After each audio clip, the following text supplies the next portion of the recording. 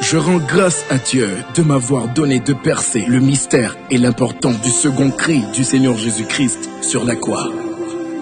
Lequel cri a déchiré le voile de bas en haut, le voile de séparation limitant ma communion et mes exploits dans le nom de Jésus-Christ. Je crois tout à la fois, à cause de ce cri, qu'il m'accorde la grâce de rentrer là où je ne pouvais pas. Dès à présent, dans le nom de Jésus-Christ, je crois que le Dieu que je sers est assez puissant pour pousser mes limites spirituelles, professionnelles, socio-économiques dans le nom de Jésus-Christ. Et par la foi, je crois, je vois mes limites reculer. Père, je saisis la révélation. Même si je marche dans le physique, je ne combats pas dans le physique. C'est pourquoi, même s'il m'arrive de passer par la vallée de l'ombre de la mort, je garderai toujours en tête que je suis un habitant de la montagne de Sion, là où je suis transfiguré à l'image du Fils de Dieu de gloire en gloire. Je suis de la montagne. C'est aussi pourquoi, quand vient le moment de bénir, le Père Céleste devient toujours aveugle. Le Père ne bénit pas toujours par amour, mais par les principes qu'il a établis pour la réception de la bénédiction. C'est ainsi Isaac aima Ésaü, mais bénit Jacob. Dieu commande, Dieu ordonne que la bénédiction soit avec moi. Je suis béni à mon départ, je suis béni à mon arrivée. Je ne combats pas pour la victoire, mais je combats dans la victoire. Car je le sais, celui qui ne sait pas combattre pour entrer en possession de son héritage passera toute sa vie à manger la manne et la caille dans le désert. Et celui qui ne veut pas combattre pour posséder sa possession sera toute sa vie dans les champs, bien qu'un trône de gloire lui est destiné. C'est pourquoi je m'engage par le Saint-Esprit à combattre le bon combat de la foi. Car tout combat n'a pas comme finalité la récompense, seul le bon combat de la foi. Toute nouvelle saison exige une nouvelle mentalité. J'entends la voix de Christ qui m'appelle à ma nouvelle saison. Comme Bartimée, je jette mon ancien manteau et je cours vers celui qui m'appelle.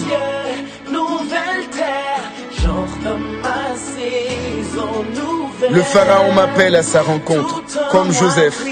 Je me lave, je me rase et je change d'habit, car je le sais, les habits de la prison n'accèdent pas au palais.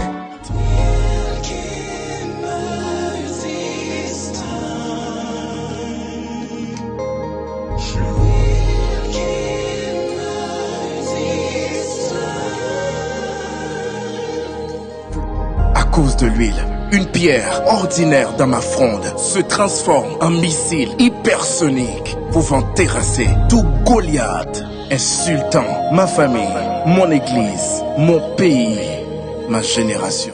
Partout on voudra tenir captif ma vie. Dans le nom de Jésus, à cause de l'huile, je glisserai entre leurs mains. Au nom de Jésus.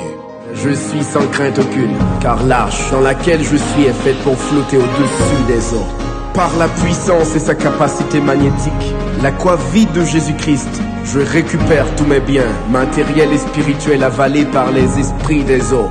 Pour toute perte, comme Élisée le prophète, j'amène le bois de la croix de Jésus. Et par sa puissance et sa capacité magnétique, je récupère dès à présent tous mes biens matériels et spirituels avalés par les esprits qui sont dans les eaux. Je sais que la crainte de l'Éternel me fera tomber en prison, mais me conduira à coup sûr au palais. La crainte fera que les gens me ridiculisent pour un temps, jusqu'à me jeter dans la fosse aux lions, mais fera certainement que les hommes vénèrent le Dieu que je sers et craignent le Dieu que je crains. Et par ton feu, bien consume-moi, je ne veux que ça. Je suis comme mon Père Céleste, je suis un feu dévorant. Et je déclare, en cette saison nouvelle, le feu de Dieu en moi s'augmente. car l'huile répandue sur le feu augmente toujours le feu. Comme mon Seigneur, je refuse la gloire des hommes et de Satan, car je sais que Dieu mon Père me réserve une gloire dépassant en beauté et en valeur tout ce qu'il pourrait me promettre. Ô Père, nous avons vu ta magnificence. Je te bénis, ô Père, pour la foi. Je rends grâce pour l'onction. Mais en ce jour, nous voulons ta gloire.